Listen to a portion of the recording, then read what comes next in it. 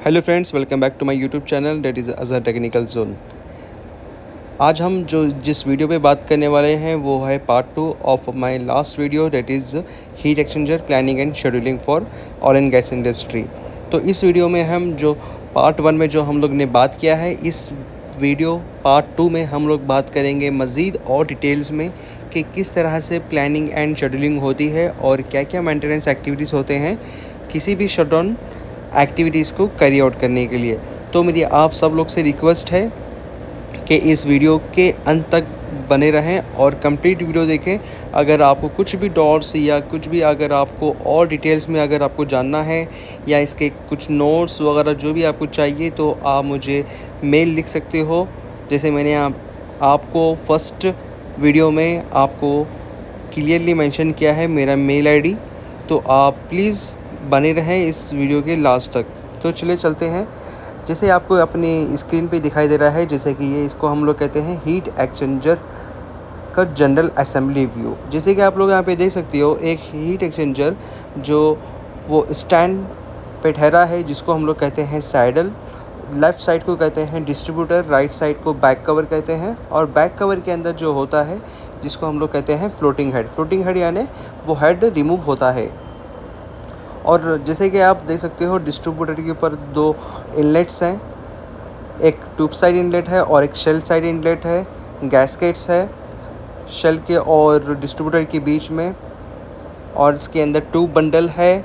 और जैसे हम लोग लेफ़्ट साइड नीचे डाउन साइड आएंगे तो आप देख सकते हो ट्यूब साइड आउटलेट है and right side shell side outlet है। तो ये सब सारे जो है ये एक general assembly view of heat exchanger है जो आपको जनरली वे में दिखता है। अगर हम लोग नेक्स्ट जाएंगे cross sectional overview of this heat exchanger assembly, तो आप देख सकते हो कि आप उसके अंदर का इंटरनल पार्ट्स देख सकते हो, जैसे कि ट्यूब बंडल्स है, बैफल प्लेट्स है, टाई रोड्स है, शेल्स हैं और फ्लोटिंग हेड है जो कवर के अंदर होता है। और यहाँ पे लेफ़्ट साइड डिस्ट्रीब्यूटर साइड पे आप टू वे पासेस भी देख सकते हो, टॉप एंड बॉटम, और इसके अंदर आप जहाँ से फ्लूइड पास होता है आप वो भी देख सकते हो। तो ये जो व्यू है इसको हम लोग कहते हैं cross sectional view of heat exchanger. याद रखें हीट एक्सचेंजर का मीनिंग क्या होता है। हीट एक्सचेंजर इसको कहते हैं जो अपने हीट को एक्सचेंज करता है। जैसे कि हीट एक्सचेंजर के अंदर बहुत सारे फ्लूइड्स पास होते हैं, जैसे कि वाटर, वेपर, स्टीम, जो एक दूसरे को मिक्स तो नहीं होते हैं बट ओवरफ्लो होते रहते हैं। जो एक डायरेक्शन जाता है तो दूसरा वाला यूनी डायरेक्शन में पास होता है, जिसकी वजह से हीट पास होता है। तो आप यहाँ पे नेक्स्ट स्क्रीन देख सकते हो स्प्लिट व्यू सेक्शन पार्ट्स, जिसे कि यहाँ पे हर एक सेक्शन को अलग अलग यहाँ पे डिवाइड करके दिखाया गया है। आपको डिस्ट्रीब्यूटर और शेल के बीच में जो होता है, शेल के अंदर जो ट्यूब होता है इसके बीच में एक गैस्केट होता है, यहाँ पे आपको सेपरेटली दिखाया गया है। यानी इस तरह से हम इसको यहाँ पे हीट एक्सचेंजर को स्प्लिट करेंगे। शेल को रिमूव करेंगे फर्स्ट इनिशियली, देन उसके बाद डिस्ट्रीब्यूटर को रिमूव करेंगे, देन ट्यूब बंडल को बाहर निकालेंगे हम लोग। और जैसे कि यहाँ पे आप देख सकते हो ट्यूब बंडल के अंदर ट्यूब्स हैं, और यहाँ पे आपको ट्यूब शीट दिखाई देगी, गैस्केट दिखाई देगा, स्प्लिट रिंग दिखाई देगी, स्पेसर दिखाई देगा आपको। This spacer will be place between the tube sheet and the floating head. Then floating head के बाद आपको और एक गैस्केट दिखाई देगी विद गैस्केट विद आपका बैक कवर के साथ में वो फिट होगा। यानी ये एक general split view section of the heat exchanger है। जैसे कि हम कभी भी मेंटेनेंस वर्क के लिए कोई भी काम करते हैं तो फर्स्ट हम लोग जो एक्टिविटी करते हैं जिसको हम लोग कहते हैं वर्क परमिट। वर्क परमिट क्या होता है? ये एक डॉक्यूमेंट होता है जो ऑथराइज पर्सन लेता है किसी भी काम को स्टार्ट करने के लिए। ओके, जैसे हम लोग परमिट लेते हैं, जो परमिट लेने के बाद हम जो फर्स्ट काम जो करते हैं वो scaffolding construction on head covers and piping for blind insertion. यानी कोई भी जब हम लोग काम करते हैं हीट एक्सचेंजर मेंटेनेंस के लिए तो फर्स्ट जो एक्टिविटी होती है हम लोग की वो होती है ब्लाइंडिंग। यानी जब हम लोग स्टार्ट करते हैं किसी भी मेंटेनेंस पर्पस के लिए तो फर्स्ट जो एक्टिविटी होती है ब्लाइंडिंग यानी जो लाइन, जो ओपनिंग, जो जहाँ से फ्लूइड पास होता है तो वो फ्लूइड को पास होने से रोकने के लिए वहाँ पे हम लोग लगाते हैं ब्लाइंडिंग। के कोई पास ना हो। जैसे कि यहाँ पे देखेंगे ब्लेंडिंग क्या है, blending of process piping from both shell and tube side.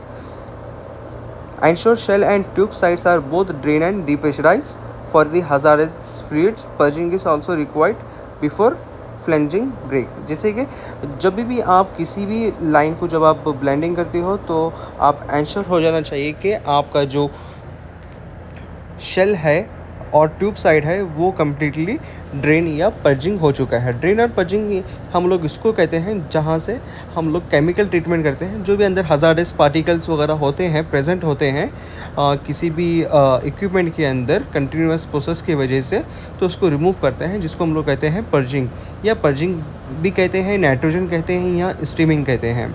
Okay, removal of head cover using crane, check, chain block और अदर रिगिंग इक्विपमेंट्स। अगर किसी भी हम लोग को हेड कवर्स निकालना है तो हम लोग क्रेन चाइन्स के थ्रू निकाल सकते हैं। देन उसके बाद बंडल रिमूवल। बंडल रिमूवल यानी जैसे कि मैंने बोला कि ये जो हीट एक्सचेंजर है ये फ्लोटिंग टाइप हीट एक्सचेंजर है, यानी इसका जो बंडल है जो वो रिमूव होता है, जिसको रिमूव जो होता है इसको हम लोग कहते हैं फ्लोटिंग टाइप। ये जो बंडल जो ट्यूब बंडल होता है जिसको हम लोग चाइन ब्लॉक के ज़रिए से या फिर क्रेन के ज़रिए से या फिर बंडल पुलर के ज़रिए से हम लोग उसको निकाल सकते हैं बाहर। यानी जैसे ही हम लोग डिस्ट्रीब्यूटर कवर ओपन करेंगे, ओपन करने के बाद इसको चाइन ब्लॉक अरेंजमेंट या फिर बंडल पुलर अरेंजमेंट हम लोग यूज़ करके उसके अंदर का जो बंडल है ट्यूब बंडल, उसको निकाल कर मेंटेनेंस पर्पज़ के लिए, देन उसको हम लोग क्लीनिंग पर्पज़ के लिए जट्टी एरिया में भेज देते हैं। इसका निकालने का मकसद ये होता है कि जो उसके अंदर जो भी डस्ट पार्टिकल्स या फिर डेब्रीज या फिर स्केलिंग या फिर डिपोजिशन कंटिन्यूस प्रोसेस की वजह से उसके अंदर बैठ जाता है, उसको रिमूव करने के लिए हम लोग रिमूव करके उसको मेंटेनेंस पर्पज़ के लिए भेज देते हैं। जैसे कि यहाँ पे आप देख सकते हो उसकी कंडीशन। जैसे हम लोग निकालते हैं बंडल रिमूवल को शिफ्ट किया जाता है ट्रांसपोर्टेशन के ज़रिए से। ट्रांसपोर्टेशन के ज़रिए से निकाल कर उसको कम्प्लीटली उसका विजुअल इंस्पेक्शन होता है। विजुअल इंस्पेक्शन के बाद इंस्पेक्शन इंजीनियर उसको इन्फॉर्म करता है कॉन्ट्रैक्टर को कि इसको लेके जाकर इसको क्लीनिंग पर्पज़ के लिए भेजा जाए। जैसे कि यहाँ पे आप देख सकते हो, यहाँ पे एक इंजीनियर यहाँ पे इसका इंस्पेक्ट भी कर रहा है कि ये किस तरह से इसकी कंडीशन है कंटिन्यूस प्रोसेस के बाद। फिर जैसे आगे हम वीडियोस देखेंगे कि किस तरह से इसको क्लीनिंग किया जाता है और उसको कहाँ पे रखा जाता है, आप देख सकते हो। याद रखें जब भी आप ट्यूब बंडल हम लोग रिमूव करते हैं तो एक दो वुडन पैलेट्स के ऊपर हम लोग उसको रखा जाता है, ना कि इसको ग्राउंड पे रखा जाए। जैसे हम यहाँ पे देख सकते हैं 6 स्टेप है pre inspection. It is required to check the in process condition of the equipment to identify deviation in process.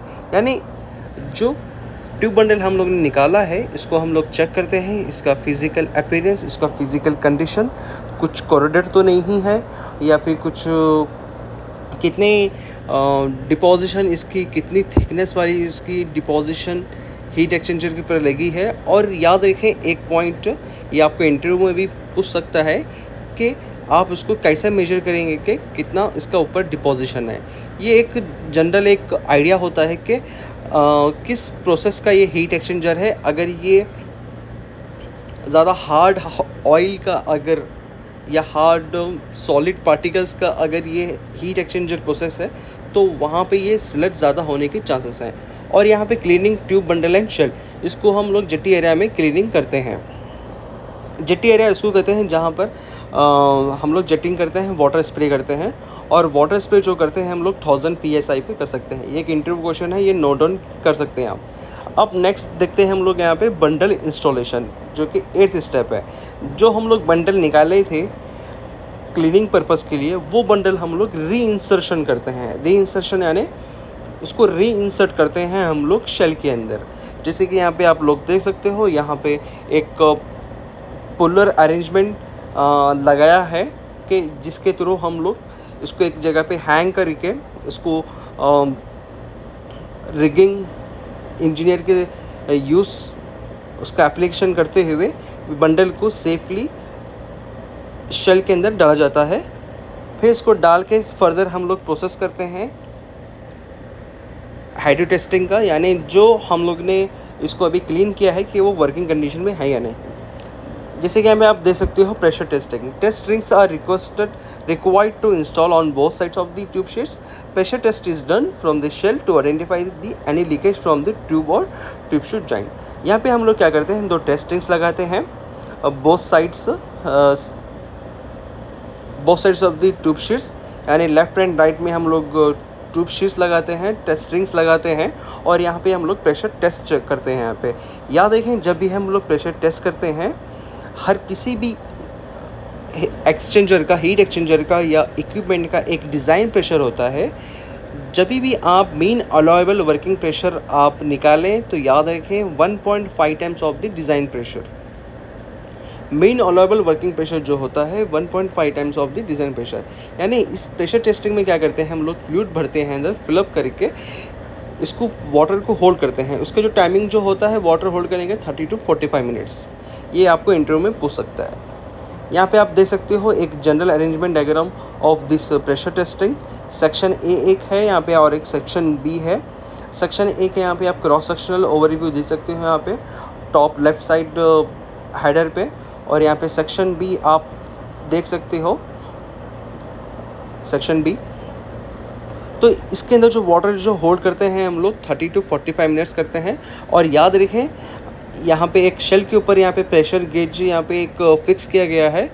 ये प्रेशर गेज किस लिए होता है कि इसका जो रीडिंग है, जो वाटर आप जो होल्ड करते हो, जो भी आप फ्लूइड जो होल्ड करते हो, वो 30 to 45 मिनट्स वो एक लाइन पर है। अगर वो डिफ्लेक्ट होता है या फिर उसका प्रेशर लॉस अगर होता है तो वहाँ पे आपका प्रेशर गेज रीडिंग वहाँ पे डिफ्लेक्ट होगा।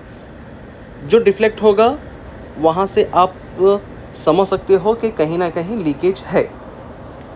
Okay, leakage rectification. Leakage rectification में क्या होता है कि ट्यूब लीक एलिमिनेशन डिटेल्स, यानी आप यहाँ पे देख सकते हो, ये यहाँ पे जो हम लोग टेस्ट कर रहे हैं अभी, ये इसको हम शेल टेस्ट कर रहे हैं। ओके, शेल अंडर प्रेशर, यानी पानी जो भरा गया है यहाँ पे शेल को टेस्ट करने के लिए अंदर भरा गया है, फिलअप किया गया है। इससे ये मालूम होता है कि हम लोग को अगर जब भी हम शेल टेस्ट करते हैं तो जो पानी जो है, यानी जो फ्लूइड जो हम लोग ने भरा है, वो ट्यूब के ज़रिए से बाहर निकलेगा। जो ट्यूब के ज़रिए से बाहर निकलेगा इसको हम लोग रेक्टिफाई करते हैं, इसको मार्कआउट करते हैं। मार्कआउट करने के बाद क्या होता है कि जो ट्यूब में से पानी निकल रहा है वो ट्यूब को हम लोग प्लगिंग करते हैं। आपको ये क्वेश्चन पूछ सकता है कि जब हम लोग हेड टेस्ट कर सकते हैं तो उस टाइम पे आप किस तरह से लीक अरेस्ट करोगे, यानी लीक कैसे अरेस्ट करेंगे हम लोग, वहाँ पे प्लगिंग कर देंगे। वो प्लगिंग जो होता है वो हाइड्रोस्टैटिक प्रेशर से हम लोग इसको फिक्स कर देते हैं। Then hydro test from the shell side करते हैं हम लोग, then head covers box up, then again leak test from the head cover side. Then जो लास्ट जो प्रोसेस होता है वो deblending of process piping, यानी जो स्टार्टिंग स्टेज में आपने ब्लेंडिंग की थी, जो लाइन को आपने बंद किया था कि कोई फ्लूइड अंदर ना आए, ना अंदर का ना बाहर जाए, तो जो प्रोसेस आपने ब्लेंडिंग किया था, ब्लेंडिंग के अंदर भी बहुत सारे टाइप के ब्लेंड्स हैं, लाइक जैसे कि स्पेक्ट्रल ब्लेंड है, स्पेडर है, यानी बहुत तरह के ब्लेंडिंग्स होते हैं। यानी ब्लेंडिंग का मकसद ये होता है कि कोई भी फ्लूइड बाहर का ना अंदर आए, ना अंदर का बाहर जाए। यानी इसका जो प्रोसेस, जो ब्लेंडिंग को हम लोग एक दूसरे टर्म में कहते हैं, उसको कहते हैं हम लोग आइसोलेशन, यानी जो लाइन है उसको क्लोज हो जाए।